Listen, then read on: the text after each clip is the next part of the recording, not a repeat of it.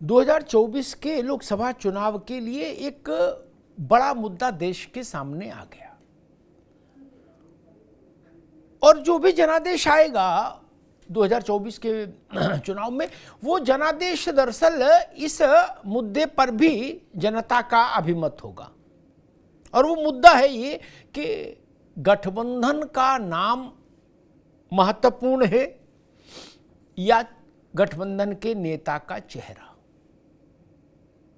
ये एक बड़ा प्रश्न खड़ा हो गया बेंगलुरु की बैठक के बाद से, विपक्षी दलों की बेंगलोर बैठक के बाद से, जिसमें कांग्रेस समेत करीब 26 दल बैठे एक साथ और उन्होंने फैसला किया कि हमारे गठबंधन का नाम इंडिया होगा, उसका संक्षिप्तीकरण इंडिया होगा और विस्तार में उसका एक उन्होंने अर्थ दिया, लेकिन प्रचलित रहेगा इंडिया।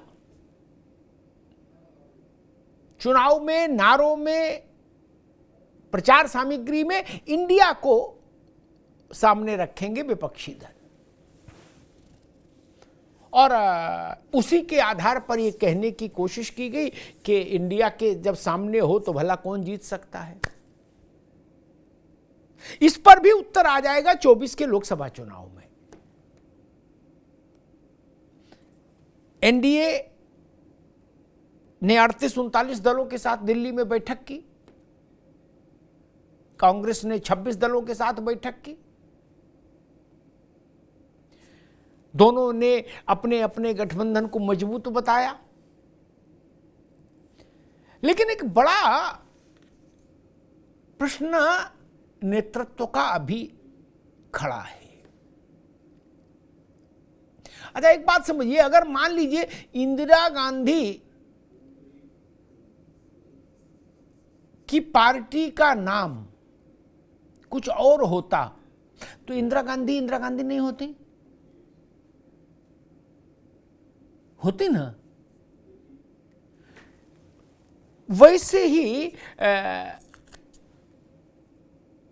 उत्तर भारत की ही अगर हम प्रमुख रूप से बात करें, क्योंकि दक्षिण से शायद जमीनी स्तर पर हम उतना चीजों को नहीं समझते हों। उत्तर प्रदेश हो, उत्तराखंड हो, बिहार हो, झारखंड हो, वहां पार्टियां नेताओं के चेहरे से पहचानी जाती हैं, ना कि गठबंधन के नाम से। उत्तर प्रदेश जाइए, सामान्य जन से पूछिए तो वो कहेगा हाँ भाई साइकिल वाली पार्टी है अखिलेश यादव की, मायावती जी की है बसपा हाथी वाली, और योगी आदित्यनाथ और मोदी की पार्टी है कमल का फूल। ऐसे ही बिहार में जाइए तो लालू प्रसाद यादव, नीतीश कुमार, ये जो पहचान है भारत की लोकतंत्र में, वह चेहरों की बड़ी पहचान है। और जिनके चेहरे मजबूत रहे वो पार्टियों के नाम, बार बार पार्टियों के नाम बदल कर भी महत्वपूर्ण रहे। लालू प्रसाद यादव को देख लीजिए, जनता दल और उसके बाद फिर होते होते आरजेडी तक, है ना। तब तो एक बड़ा प्रश्न तो खड़ा हो गया, बड़ा विमर्श खड़ा हो गया। कांग्रेस ने कोशिश ये की है बेंगलुरु से, जो मुझे समझ में आता वो ये कि वो 24 के चुनाव को मोदी बनाम अपोजिशन नहीं रखना चाहता। वो चाहता है एनडीए वर्सेस इंडिया या इंडिया वर्सेस एनडीए हो। कांग्रेस और विपक्षी दल चुनाव को मोदी के चेहरे पर केंद्रित नहीं होने देना चाहते। उनकी प्राणपण से कोशिश यही रहेगी कि यह चुनाव मोदी के चेहरे पर केंद्रित ना हो जाए, क्योंकि विपक्षी दलों को भी पता है कि उनकी सबसे कमजोर कड़ी है चेहरा। और एनडीए की भरसक कोशिश होगी, भाजपा की प्राणपण से कोशिश होगी कि इलेक्शन मोदी के चेहरे पर आकर टिके, उसके पक्ष और विपक्ष में बटे। इलेक्शन का, चुनाव का केंद्रीय चेहरा नरेंद्र मोदी हो, उसके पक्ष में वोट हो, उसके विपक्ष में वोट हो। आपको याद होगा एक दौर था जब कहा जाता था इंदिरा जी के दौर में कि इंदिरा हटाओ और इंदिरा गांधी कहती थी गरीबी हटाओ, तो इंदिरा गांधी जीत गई। विपक्ष को अब ये समझ आ गया कि मोदी हटाओ से बात नहीं बनेगी, इंडिया जिताओ से तो लड़ोगे तो तब भी कुछ राहत मिल सकती है, मोदी हटाओ से चुनाव मोदी पर आ जाएगा। इसीलिए बेंगलुरु में सारे विपक्षी नेताओं ने कहा कि व्यक्ति का मसला ही नहीं, हम सिद्धांतों के लिए लड़ रहे हैं, इसके लिए लड़ रहे हैं, उसके, लेकिन इस बात पर जोर सबने दिया कि मसला व्यक्ति का नहीं। तो ये एक बहुत सोची समझी रणनीति है कि चुनाव को मोदी के चेहरे से हटा के एनडीए वर्सेस इंडिया पर लाया जाए। अब ला पाते हैं नहीं ला पाते हैं, क्योंकि दूसरे तरफ की कमर कस के कोशिश यही होगी कि चुनाव मोदी के चेहरे पर रहे। चुनाव में पार्टियां जाएंगी चुनाव चिन्ह के साथ, अपने नेता के चेहरे के साथ। भाजपा जाएगी, कांग्रेस जाएगी, सपा जाएगी, डीएमके जाएगी, आईडीएमके जाएगी, टीएमसी जाएगी। ना एनडीए जाता है चुनाव में ईवीएम में, और ना जाएगा इंडिया। और जो उम्मीदवार जीतेंगे उनको जो सर्टिफिकेट मिलेगा चुनाव आयोग की तरफ से, उसमें भी ना एनडीए का जिक्र होगा ना इंडिया का जिक्र होगा, उसमें पार्टी का जिक्र होगा, व्यक्ति का जिक्र होगा। यह भी एक सच्चाई है। इसीलिए भारत का जो मतदाता है वो मोटे तौर पर इन्हीं चीजों को पहचानता है, अपने नेता को और पार्टी को और उसके सिंबल को। कौन सा किस अलायंस में है, ये बात तो मेरे ख्याल से पत्रकार और नेताओं तक ही ज्यादा ट्रेवल करती, नीचे जाती नहीं। मैंने इतने चुनाव कवर किए, मैंने लोगों से पूछा भाई यूपीए जानते हैं, तो उन्होंने कहा नहीं कांग्रेस जानते हैं। मैंने पूछा एनडीए जानते हैं, बोले नहीं साहब एनडीए वो सेना वाला, बोले नहीं वो नेशनल डेमोक्रेटिक अलायंस, बोले नहीं ये नहीं जानते। ये एक सच्चाई है। कुछ भी राजनीतिक जलसा हो तो उसमें बिहार की भूमिका रहती बड़ी है, क्योंकि बिहार पॉलिटिकली अन्य राज्यों के मुकाबले ज़्यादा प्रोएक्टिव स्टेट है। आज से नहीं, हमेशा ही से। कुछ जी सवाल सुन लीजिए। अच्छा। कुछ लोगों ने कहा कि भाई पटना में सारी मेहनत नीतीश बाबू ने की और बेंगलोर में दूसरों ने मंच ले लिया, इस ढंग की अटकलें चली, तो शाम को फिर नीतीश बाबू आए और उन्होंने कहा नहीं भाई ऐसा कुछ नहीं है और मेरी कोई अपनी महत्वाकांक्षा नहीं है, मेरी बात सबने सुनी और सब राजी खुशी मामला निपट गया। लेकिन ऐसी चर्चाएं उठती क्यों हैं, एक प्रश्न। और दूसरा, बिहार में लालू प्रसाद यादव और नीतीश कुमार, इनके चेहरे लोग पहचानेंगे या इंडिया को पहचानेंगे, ये दूसरा प्रश्न। एक आरजेडी के नेता कह रहे थे कि भाई नीतीश बाबू कन्वीनर बने तो फिर रास्ता खाली हो, तो कम से कम फिर ये हो कि तेजस्वी के लिए मुख्यमंत्री की कुर्सी खाली हो। एक पेच ये भी, इसलिए पेच भी बहुत है, उनको भी समझिए। देश, किसान, अकलियत, ये बड़ी बड़ी बातें अच्छी है, लेकिन राजनीति बड़ी प्रैक्टिकल और निष्ठुर चीज होती है। त्रिपाठी जी आप हमसे बेहतर जानते हो, ठीक। बंद कमरे में जो चर्चा होती है ना, वो यही होती है कि भाई आप हमको क्या देंगे और आप हमसे क्या लेंगे। खैर, रत्नाकर सिंह साहब, यूपीए विसर्जित हुआ और इंडिया नाम के एक गठबंधन का इमरजेंस हुआ, उसका प्राकट्य हुआ। मैं इस उसमें नहीं जाता कि इंडिया नाम रखना चाहिए नहीं रखना, सबको सब नाम रखना चाहिए, नाम में क्या बुराई है, अच्छा ही है, नाम में कोई समस्या। मेरा फोकस इस बात पर, क्या इंडिया नाम रखने से चुनाव में चेहरे की जरूरत या उसकी जो उपयोगिता है उसकी भरपाई हो जाएगी? अब इसका उत्तर अभी विवाद में तो आ नहीं सकता, इसका उत्तर तो 24 में जनादेश से आएगा। मैंने एक बड़ा प्रश्न खड़ा किया, इस देश में चेहरा बड़ा है या अलायंस का नाम? इस जटिल प्रश्न का उत्तर अभी कोई नहीं मानेगा, सब पार्टियां कहेंगी अपने पक्ष की बात, लेकिन इसका भी उत्तर 24 के चुनाव में आ जाएगा, वंस फॉर ऑल। हमेशा के लिए ये इशू भी सेटल हो जाएगा कि नाम बदल लेने से क्या चेहरे की उपयोगिता या चेहरे की दरकार खत्म हो जाती है, ये एक मसला है। खैर, जेबा यास्मीन, 200 सीटें, 190 से 200, मैं बहुत कैलकुलेशन तो नहीं जानता, सामान्य तौर पर मोटे तौर 200 सीटें ऐसी हैं देश में लगभग 195 मान लीजिए, जहां कांग्रेस और भाजपा लड़ेगी, ठीक, यानी वहां नरेंद्र मोदी और राहुल गांधी की छवियों को लड़ना होगा, वहां ना इंडिया होगा ना एनडीए होगा, ठीक, ना वहां सपा कुछ मदद कर सकती, ना वहां तृणमूल कुछ मदद कर पाएगी, ठीक, और ना चिराग पासवान भाजपा की मदद कर पाएंगे। लगभग 190 सीटें, 95 सीटें ऐसी हैं जहां भाजपा और कांग्रेस को लड़ना होगा, और लगभग 180-90 सीटें ऐसी हैं जहां रीजनल पार्टियां बीजेपी से टकराएंगी, वहां कांग्रेस की भूमिका नहीं होगी। तब इस इंडिया का लाभ कहां और कैसे मिलेगा? कल एनडीए की जब बैठक हो रही थी तो बैठक में सब लोग शामिल थे ही, जितने दल थे, लेकिन प्रफुल्ल पटेल और अजीत पवार ने नरेंद्र मोदी और अमित शाह के साथ 20 मिनट बंद कमरे में अलग बात की।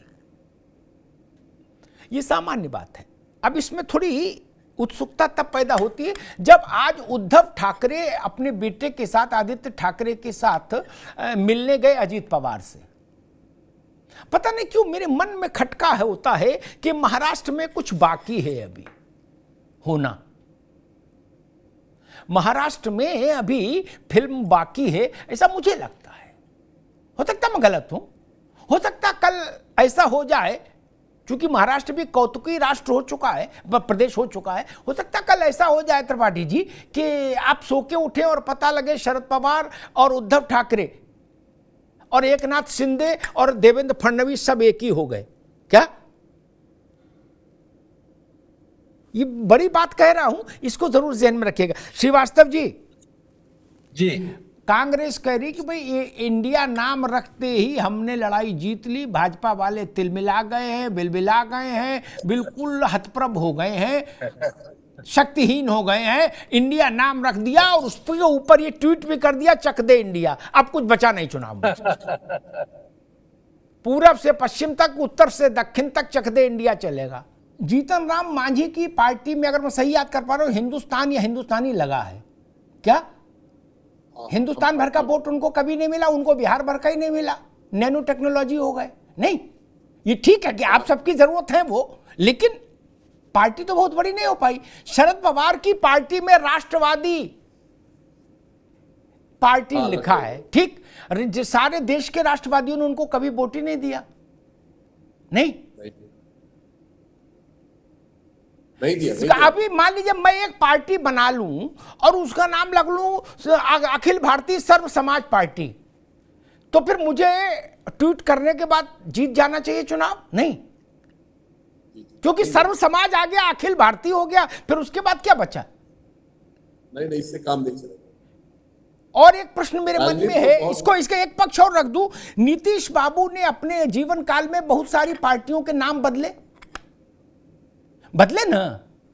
हाँ, समता जमता सब होता रहा है, तीर लालटेन क्या क्या चलता रहा, लेकिन फिर भी नीतीश कुमार का चेहरा लोगों के दिमाग में था, तो नाम कोई भी होता था वो नीतीश का चेहरा देख के वोट दे देते थे, ये लालू प्रसाद यादव का चेहरा देख के। इस बात से आप सहमत हैं कि नहीं त्रिपाठी जी? तृणमूल कांग्रेस, त्रिपाठी जनता दल यूनाइटेड कह रहा है कि भाई नीतीश बाबू से बड़ा चेहरा कहां मिलेगा, ईमानदार, बिल्कुल संघर्षशील।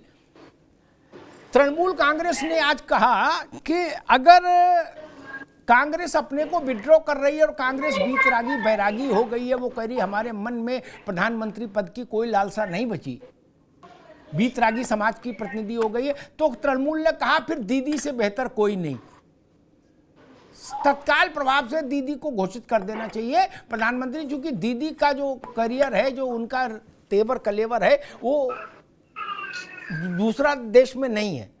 रत्नाकर जी, दो नाम सामने आए, एक नीतीश कुमार की पार्टी कह रही है कि भाई उनसे बेहतर कौन, और तृणमूल कह रही है कि दीदी से बेहतर कौन, क्योंकि कांग्रेस बीतरागी हो गई, तो वो कह रहे कि यही ठीक है। और अभी जेबा जी से पूछूंगा तो वो कहेंगे कि अखिलेश जी से बड़ा समाजवादी और कौन है देश में, बताइए। मुलायम सिंह जी तो अब रहे नहीं। कांग्रेस कहती थी कि हमारे पास इंदिरा गांधी हैं, आपके पास 13 लोग हैं, मेढक तो लोग तराजू में।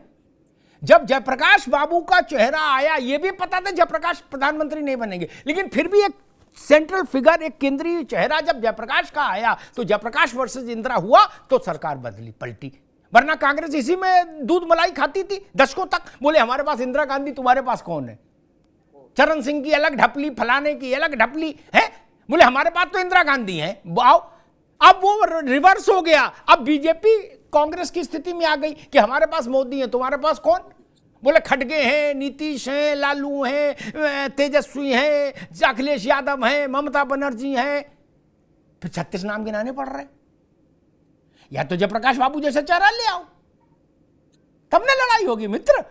इतिहास से तो देखो, आप ही ने ये थ्योरी सेट की थी कि हमारे पास इंदिरा गांधी, एक शेरनी 100 लंगूर कांग्रेस का नारा था। मैं याद दिला दूं रत्नाकर जी को और जेवा यास्मीन को भी, त्रिपाठी जी को भी नारा लगा था, एक शेरनी 100 लंगूर। क्या मैं 10 सेकंड अभी नहीं, अभी बाएंगे श्रीवास्तव जी। वो कह रहे भाई चेहरा एहरा सब हम चुनाव के बाद तय करेंगे, अभी तो सिर्फ चक दे इंडिया है, उससे लड़ना है आपसे। कांग्रेस ये करे इंडिया से कौन लड़ेगा, यही बात ममता जी ने कही, यही कांग्रेस कह रही है। वो कह रहे अब हमें लड़ने की जरूरत नहीं, हमने इंडिया को आगे कर दिया, अब इंडिया से लड़के दिखाओ। हम भी जो बारात में चलना चाहे उसको मना थोड़ी करेंगे। बोले कपड़ा सिलाओ, आओ रत्नाकर आ रहे हैं भाई। जय भाई यास्मीन, एक सवाल मेरे जहन में खड़ा होता है, चूंकि मैं उतना पढ़ा लिखा आदमी नहीं, इसलिए ऐसे सवाल आ जाते हैं जहन में।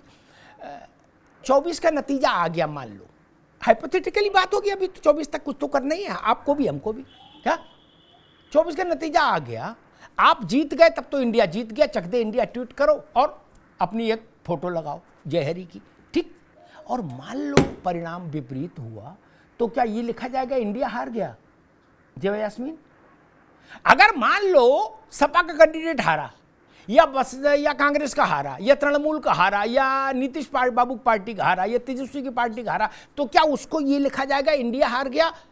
सासाराम में इंडिया हारा, मुजफ्फरपुर में इंडिया जीता, ऐसा लिखा जाएगा? इटावा में इंडिया हारा, गुरसाईगंज में इंडिया जीता। देश का भी परिणाम एक आएगा, ठीक। एक पक्ष हारेगा, ये दूसरा जीतेगा, ठीक है। आपका पक्ष जीत गया तो भारत जीत गया। मैं कह रहा हूं 1% मान ले चलो, आपका पक्ष नहीं जीता, तो क्या उसको ये घोषित कर देंगे भारत इंडिया हार गया? जब ऐसा ही होता है, थोड़ा सा पीछे जाओगे तो ये भ्रम दूर हो जाएगा। 10 वर्ष कांग्रेस ने गठबंधन की सरकार चलाई under the letterhead of UPA, ठीक। हालांकि गठबंधन के नाम का ये लेटर हेड ही होता, बाकी उसके बाद कुछ होता नहीं। गठबंधन के नाम में एक मोहर होती, एक लेटर हेड होता बस। लेकिन प्रधानमंत्री कौन होगा ये सोनिया जी तय करती थी क्या? ये शरद पवार दोनों तय कर सकते थे ना, सपा बसपा दोनों ने सपोर्ट दिया 10 साल चिट्ठी लिख के। लेकिन इनसे ये थोड़े पूछा गया प्रधानमंत्री कौन बनेगा। अमर सिंह को सुरजीत लेके गए, अमर सिंह की तो एंट्री नहीं दी थी अंदर कांग्रेस ने रात्रि भोज में। क्या समर्थन था तब भी?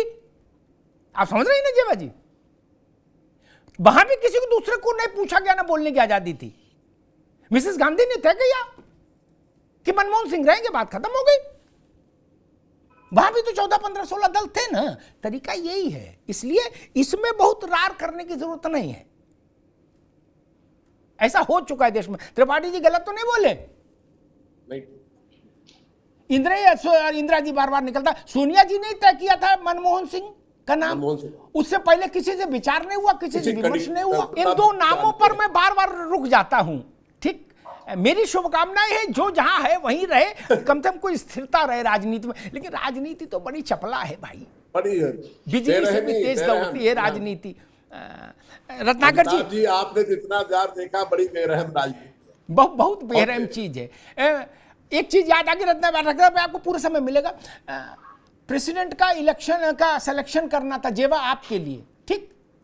अलायंस की सरकार थी, अलायंस की, एक मिनट, अलायंस की सरकार थी और उसको भी सुपर कमेटी जो देख रही थी, कोऑर्डिनेशन कमेटी, जिसमें लेफ्ट पार्टीज के लोग थे, क्योंकि लेफ्ट के ही सपोर्ट से मनमोहन सिंह पार्ट 1 चल रहा था, ठीक। ये दृश्य था। सोनिया जी की यहां बैठक बुलाई गई, सुरजीत गए, प्रकाश कारत गए, येचुरी गए, देवव्रत विश्वास गए। वहां क्या हुआ मैं तो था नहीं, लेकिन देवव्रत विश्वास ने गाड़ी में बैठने के बाद मुझको फोन किया, कहा कि अग्निहोत्री जी ये प्रतिभा पाटिल कौन है? प्रतिभा देवी सिंह पाटिल। मैं नहीं जानता। बोले जरा चेक तो करो, पता तो करो। मैंने मसला क्या है? बोले सोनिया जी ने कहा कि ये प्रेसिडेंट बनेंगी। क्या ये था लोकतंत्र? जय यास्मीन, नाम छोड़ो, उनके बारे में भी नहीं पता था और बनी ना। सबके घर में रोटी एक सी तरीके से बनती है जेबा यास्मीन। अल्ताफ जी, संजीवा रेड्डी वाले मुझे मालूम है, सबके घर रोटी दाल बनने का तरीका एक ही है। खैर रत्नाकर भाई, क्या आप कांग्रेस को ये लगता है कि नाम से, मैं जैसा कांग्रेस में उत्साह देख रहा हूं उससे मुझे लगता है कांग्रेस को लगता है कि मेरे हाथ में कुछ ऐसा अलादीन का चिराग चमत्कारी चीज आ गई नाम रखने भर से कि अब मतलब आधा मैदान जीत लिया इंडिया नाम रख के। मुझे लगता है तब तो कांग्रेस को बिल्कुल लड्डू का ऑर्डर दे देना चाहिए।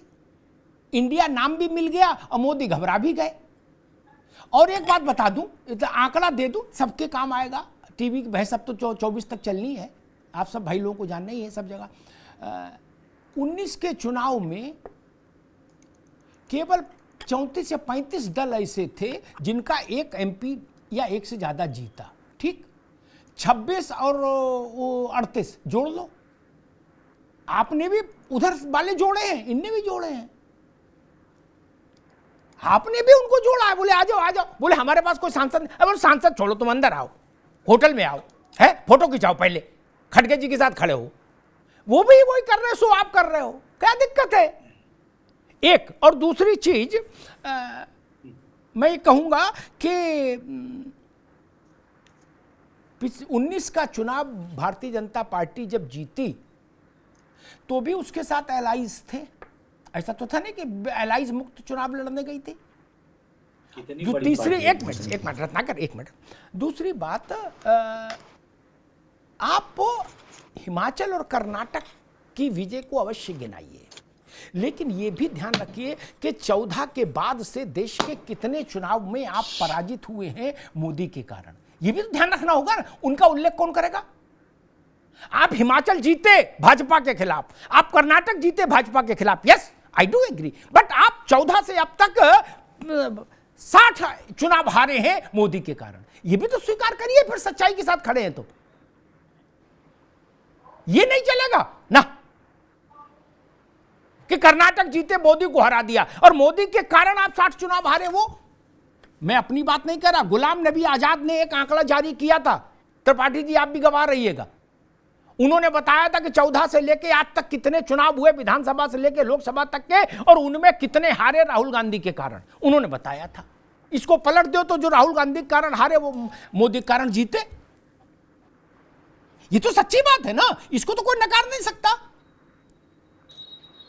10 सेकंड देंगे मुझे? आएंगे, बिल्कुल आएंगे।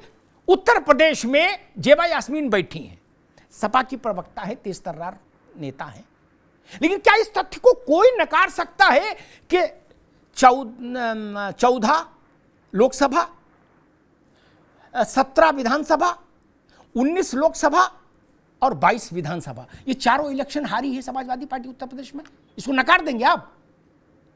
नहीं ना। इसलिए कम से कम न्यूनतम ईमानदारी रहे वक्तव्यों में।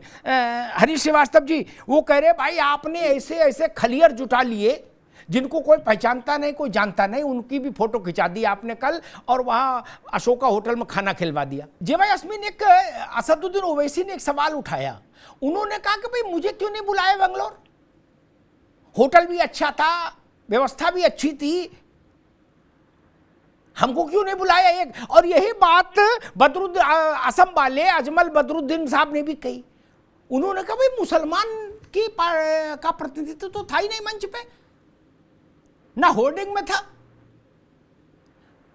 जेबा यास्मीन, आपके लिए यह सवाल इसलिए क्रूशियल है कि उत्तर प्रदेश में मुस्लिम वोट बैंक का आप समीकरण और समाजवादी पार्टी आप जानते ही हो।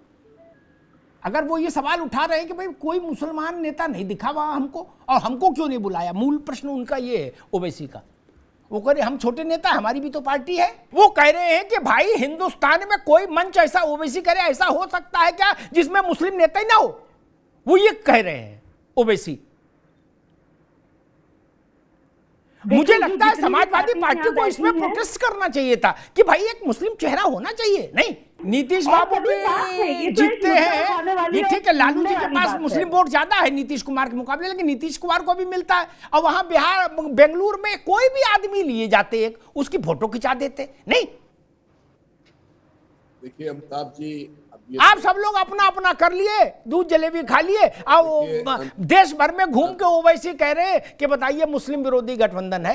अच्छा, मौलाना बदरुद्दीन, जिसके बारे में नहीं, आप भी असम जानते हैं और में असम में पूरी एक मीडिया बड़ी जानती है। मुस्लिम पॉलिटिकल शख्सियत है मौलाना साहब, उनकी भी यही पीड़ा है कि भाई हमको भी नहीं बुलाया। त्रिपाठी जी, अच्छा जबरन घुसियाते गजब कर रहे हो, बाकी सबको चावल भेजोगे और इनसे कहोगे अपने आप आ जाओ। अमिताभ जी, जब 15 से 24-26 हो सकते हैं, 24 हो सकते हैं, तो बाकी को हल्दी भेजोगे, बाकी को हल्दी भेजोगे और ओवैसी से कहोगे खड़ामा खड़ामा ऑटो पकड़ के आ जाओ। लोग अच्छा, जुड़ेंगे। बहन जी ने कहा, जेबा जी, बहन जी आपके लिए महत्वपूर्ण है, कांग्रेस तो उत्तर प्रदेश में अभी बहुत सक्रिय नहीं है, तो लेकिन समाजवादी पार्टी का तो मेन जो कुछ है यही है। बहन जी ने कहा कि ये घोर जातिवादी गठबंधन है बेंगलोर वाला। अभी सेमी टेस्ट, पूरा टेस्ट तो, कंप्लीट टेस्ट तो वहां होगा क्या? ऐसे होता ना कि भाई लिपिड प्रोफाइल पूरा करवाना है तो अलग है, नहीं डायबिटीज की शुगर चेक करा लो ब्लड से, है तो शुगर टेस्ट तो अभी हो जाएगा राजस्थान, मध्य प्रदेश और छत्तीसगढ़ में। नहीं, गांठ भी कितनी मजबूत है ये भी पता लग जाएगा, और जनता को इंडिया कितना भाया ये भी पता लग जाएगा। नहीं, रत्नाकर भाई ने कहा कि 100% 3 तो जीत ही रहे हैं भैया, तो गारंटी मान लो।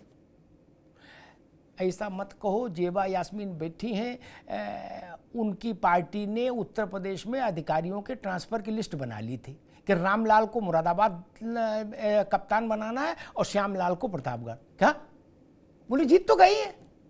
ये लोकतंत्र है, कब कहां क्या पलट जाए केवल परमात्मा जान सकता, बाकी कोई नहीं। इसीलिए हम लोगों ने, अमेरिका क्या कहता मैं नहीं जानता, भारत ने इसीलिए जनता को जनार्दन कहा।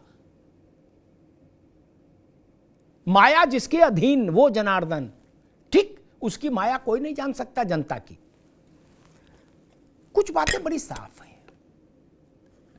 जवाहरलाल जी से लेके आज तक कांग्रेस भाजपा को किनारे करिए, जवाहरलाल जी से लेके आज तक भारत की जितनी राजनीतिक यात्रा है वो केंद्र की और प्रदेशों की, वो चेहरों के इर्द गिर्द ही घूमी है। मेरी बात से त्रिपाठी जी भी सहमत होंगे, हरीश जी भी सहमत होंगे, ठीक, चेहरों के इतर कुछ नहीं। तब भी जवाहरलाल नेहरू औरों से अलग हटकर बड़े चेहरे माने गए जब वो उनके समकक्ष ही थे सारे लोग, ठीक, उनसे कुछ 19 थोड़े था, सब बराबर के लोग थे। राजेंद्र बाबू से लेके मौलाना कलाम, मौलाना आजाद तक, पटेल तक, कुछ उनसे बड़े भी थे। लेकिन देश इकट्ठा हुआ नेहरू के चेहरे के पीछे, 16 साल इकट्ठा रहा इंदिरा जी के चेहरे के पीछे। क्या ये गलत है? नहीं ना। और जो चेहरे नहीं बन पाए, नरसिंह राव, मनमोहन सिंह, बीपी सिंह, चरण सिंह, चंद्रशेखर, तो वो फुटनोट में समा गए। क्या फिर चेहरा वाजपेयी हुए तो वाजपेयी हैं। क्या मेरी बात गलत है? और अब चेहरा नरेंद्र मोदी हैं। अच्छे लगे तो और बुरा लगे तो। आज भाजपा ये कहे कि इंदिरा गांधी वाले कालखंड को हम निकालना चाहते हैं, हम नहीं मानते कि वो नेता थी, तो भाजपा के बस का है? नहीं ना, नेता थी भाई, पूरे विपक्ष को ध्वस्तीभूत कर दिया था देश भर में इंदिरा गांधी ने। वैसे ही आज नरेंद्र मोदी चेहरा है, ये जान लीजिए। अच्छा लगे तो और बुरा लगे तो। अच्छा लगे तो ठीक ही बात, बुरा लगे तो ठंडा पानी पियो भैया। हमारे रत्नाकर भाई ने कहा कि जैसे जैसे ताकत बढ़ेगी इंडिया की, वैसे वैसे ये सब बाकी जो दल बाहर हैं, मुडेर पर बैठे, ये सब हमारी छतरी के नीचे आएंगे। तो मुझे एक गाना याद आ गया, बरसात का मौसम चल रहा है कि वो आज मेरी छतरी के नीचे आ जा, नहीं, एक सिनेमा में गाना भी आया था। तो खैर अब क्या होगा नहीं हुआ, लेकिन मैं फिर कहूंगा बरसात में रपटन भी होती है। रपटन भी होती है, फिसलन भी होती है।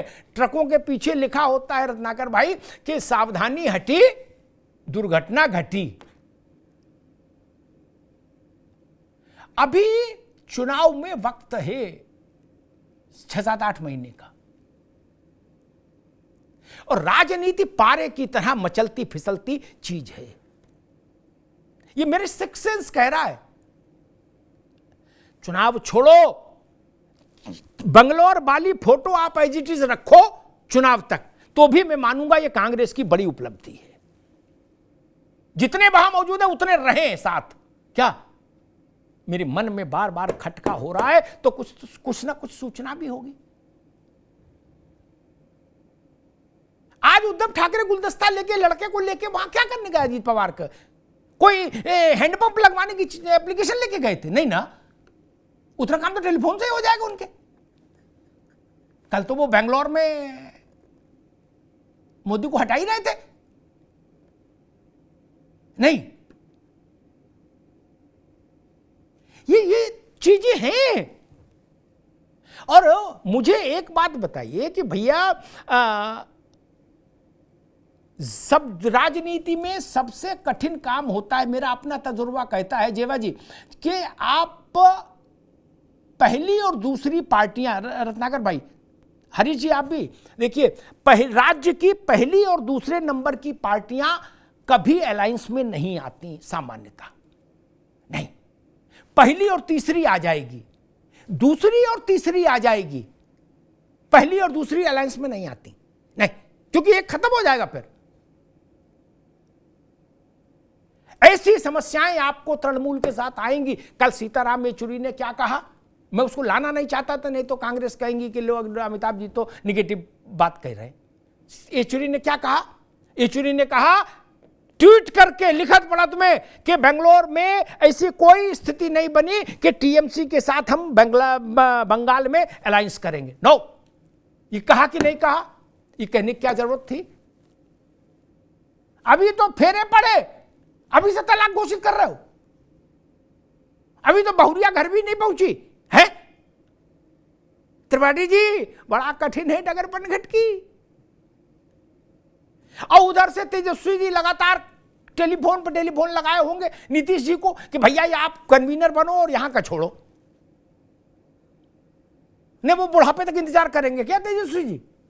कोई मीठा तो है नहीं भाई। लालू प्रसाद यादव नीतीश कुमार को ऐसा मीठा भी नहीं कि कोई नाभि नाल का संबंध है, ऐसा तो है नहीं। एक दूसरे का सम्मान कर भी चुके हैं पहले। क्या नीतीश बाबू बोल चुके हैं? और क्या लालू जी ने कहा था कि इसके पेट पे दांत है नीतीश के? तो अगर तेजस्वी जी का मामला सेट नहीं हुआ, वो कह रहे आप दिल्ली जाओ, यहां खाली करो, यहां मुझे दो चार्ज। अब वो कह रहे दिल्ली कहां जाऊं, एयरपोर्ट पे बैठने जाऊं, दिल्ली में कोई व्यवस्था बने तब मैं छोड़ू यहां। मसला यहां फंस गया। मैं इसी बात की कल्पना कर रहा हूं। उत्तर प्रदेश के एक बड़े नेता थे जेवा जी की पार्टी के, मुलायम सिंह के समय के। एक बार मैं उनके साथ बैठा था जेवा, तो उनका लड़का अड़ गया, बोला अब की चुनाव मैं लड़ूंगा। वो कहे भाई मैं जिंदा बैठा, मुझे कोई और तो जगह मिले तब ना तुमको दूं कुर्सी, मैं बेरोजगार हो जाऊं। तो राजनीति तो इतनी निष्ठुर होती है। अगर नीतीश जी कन्वीनर नहीं होंगे तो दिल्ली क्यों जाएंगे? तो फिर तेजस्वी जी की आशाओं पर तुषारापात नहीं हो जाएगा? वो कह रहे दिल्ली में जीतो हारो जो करो यार, यहां का खाली करो, यहां हमको दो कमान। उनको क्या लेना देना बंगलौर से लालू जी को और सबको? बताओ। उनका मूल लक्ष्य होगा तेजस्वी का राज्यारोहण हो जाए। नहीं, यही हो सकता। और क्या होगा बताइए? कांग्रेस, मैं इस बात के उसमें नहीं हूं खिलाफ कि आपने इंडिया नाम क्यों रखा है, इंडिया पर सबका हक है। लेकिन हां, मैं ये जरूर समझाइश कहूंगा कि इंडिया नाम रखने से कोई वोट में तात्विक परिवर्तन आएगा, ऐसा मैं नहीं मानता अभी ना। भारतीय जनता पार्टी जब ये नहीं सरकार में थे तो भी भारतीय थे, तब क्यों नहीं वोट मिल गया? राष्ट्रीय जनता दल, राष्ट्र में कहां वोट मिला? कहीं नहीं। बिहार में मिला। ये गिमिक्स चलते नहीं, इनके कोई अर्थ है क्या? बताइए। इत्तेहादुल मुसलमीन क्या है? ये ओवैसी की पार्टी का नाम, कि पूरी दुनिया भर के मुसलमानों का मामला यही है। कहां वोट मिल रहा है? छुट छुट छुट फुट। मैं नाम के प्रति अति उत्साह को स्वीकार नहीं कर सकता ना। अगर ऐसा ही होता तो किसी ने मुझे सुबह व्हाट्सएप पर एक चुटकुला भेजा था, वो है चुटकुला, लेकिन बात तो ठीक ही है। अगर आप इंडिया नाम रखने से इतना उत्साहित हैं कि नहीं अब तो हो गया, चख दिया पट्टा, तो किसी ने भेजा भैया किसी का नाम पीएम ही रखवा दो, झंझटी खत्म हो, चुनाव की भी जरूरत नहीं। क्या रामलाल अपना नाम बदल के पीएम रख ले, बोले चलो बवाल खत्म हुआ, हो गया चुनाव? नहीं। और एक किसी पार्टी किसी होटल में एक ऐसा कॉन्फ्रेंस कर दो, बोले ये है रामलाल, आज से इनका नाम पीएम है। क्या एक ट्वीट कर दो, चक दे फट्टे? ऐसा नहीं ना। चुनाव आयोग में जाके देखी जाने कितनी राष्ट्रीय अखिल भारतीय पार्टियां दर्ज हैं, रजिस्टर्ड है, जिनके पास, जो अभी रत्नाकर भाई कह रहे थे, वो कभी चुनाव जीती ही नहीं। ये सच है। मैं फिर कहूंगा, चुनाव के लिए चेहरा चाहिए। भारत की राजनीति नायक केंद्रित राजनीति है, नायक आधारित राजनीति है, चेहरा आधारित राजनीति है। जेबा यास्मीन की पार्टी को मैं याद दिलाऊं, इतने अजीत सिंह से संघर्ष और ये सब चलता रहा, कांग्रेस का गठबंधन के साथ समर्थन, दिस दैट, सब मुलायम सिंह ने तमाम उतार चढ़ाव देखे, लेकिन एक धारा का चेहरा मुलायम सिंह बने रहे, इसलिए 50 साल प्रासंगिक रहे, है ना। वरना चरण सिंह के बेटे तो अजीत सिंह थे, कहां गए अजीत सिंह? 8 राज्यों से चले थे और 1.5 जिले में समिट गए और खुद भी हार गए।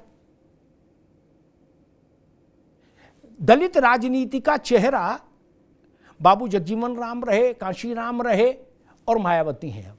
रामविलास पासवान थे बीच में। इससे कोई इनकार कर देगा क्या?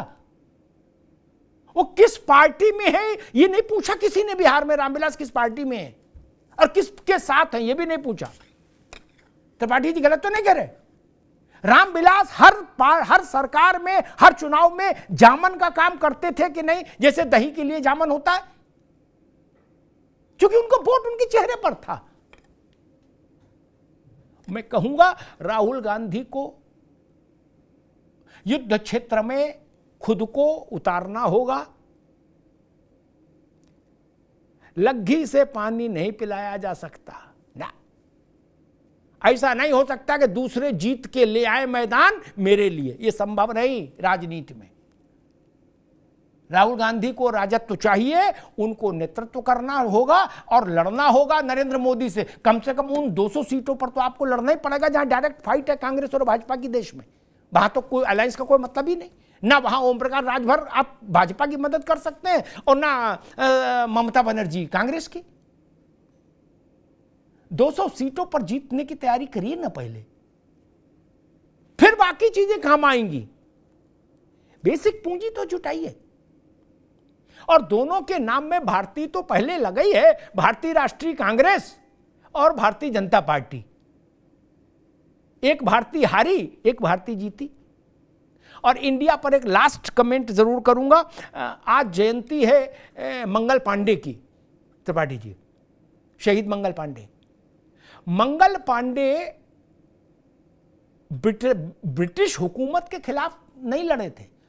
1857 की क्रांति, बहुत महीन बात बता रहा हूं, 1857 की क्रांति ईस्ट इंडिया कंपनी के खिलाफ हुई थी, क्योंकि तब भारत ईस्ट इंडिया कंपनी के अधीन था।